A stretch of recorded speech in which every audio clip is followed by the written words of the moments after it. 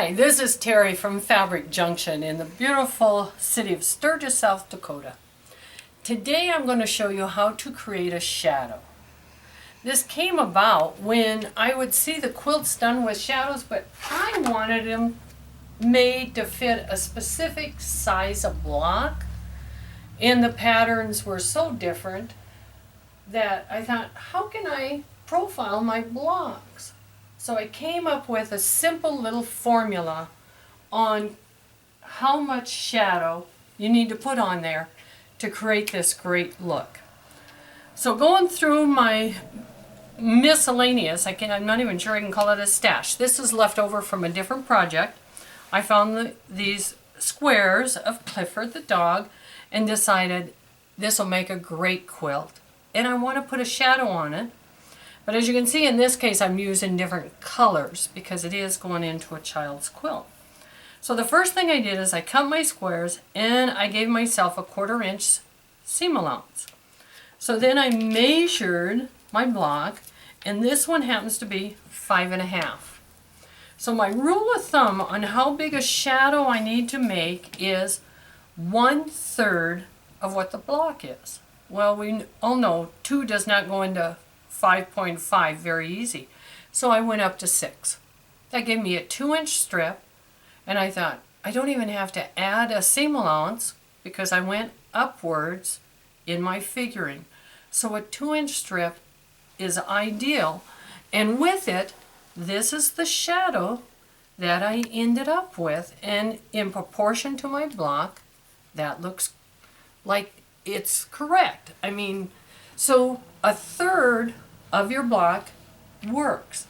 Now, for example, the one behind me, of course, these blocks are bigger. These were 12s. Okay, 12, I can figure that. That's a 3. So I actually cut 3 inches to create the shadow on this one, but I did add my seam allowance. So I need to correct myself. I physically cut 3.5 inches because I wanted it 1/3 of the block, and it was a 12-inch block. So that is the key to putting a shadow on any kind of block, is go to 1/3, and you might have to go up a little. Once I did that, since I didn't want to sit down and have actually figure and cut all these little stacks in case I was wrong or things shift a little, what I did is I cut my strip.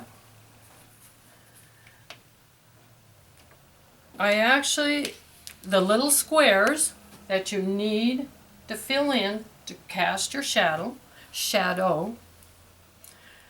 is exactly the width square. So these are 2-inch squares.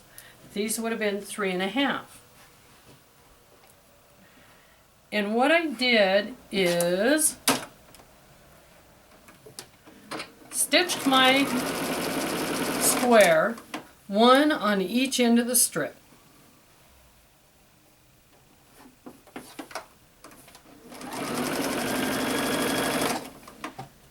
So it's kind of a guess, since I don't have any idea how many blocks you're going to work with, what size you're going to work with.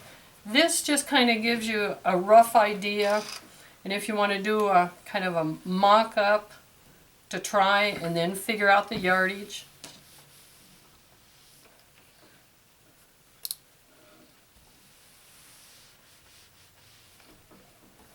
Now I knew my first one had to be 5.5.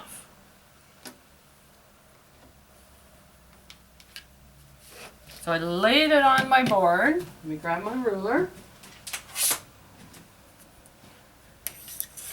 I measured out to 5.5. Sure, there, lined up nice. So I sewed my first one onto the side.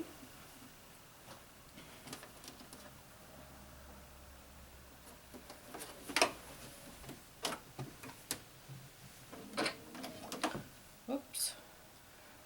I knew I'd done something different, and I did. This is my normal habit, smaller piece on top. But in this particular instance, because of that little extra seam, I'm using that as my guide so that I don't have a little peak of yellow jutting out next to my blue. So that is my reason for sewing from this side on this particular one.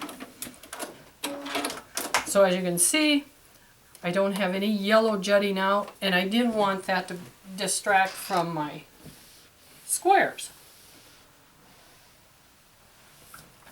So I press.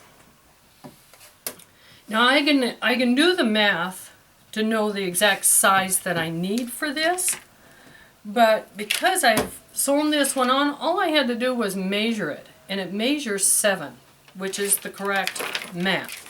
But if you don't like doing the math, just measure it, and that's the size you need to cut your other section.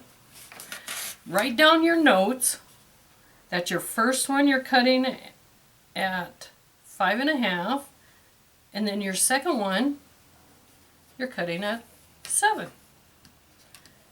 And then you just need your little group of strips. Now it is a little slower, and then you can figure out exactly how much each triangle takes, or rectangle takes, that's fine.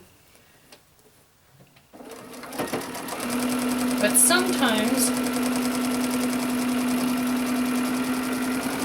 I don't want to think that hard. So sometimes I just go with my measurements, put it on there, create my shadow, and once I get these done, now I can put them in a quilt. I will figure out how many blocks I have, what size of quilt I can get out of it, and how big a sashing I want to put in between. Those will all vary, all depending on what you decide to do with yours. What I wanted to show you was how you're going to add a shadow to your blocks and how to figure it out. And the number is divide by 3. And if the block cannot divide by 3, go up a little or down a little. If you go down, add your seam allowance in. If you go up, your seam allowance is already added in. Hopefully you like this technique and you'll decide to make a quilt using the shadow idea that we have seen out there. Do check us out at junctionfabric.com, and if you get close by, stop in the store. We'd love to say hi to you. Thank you for watching.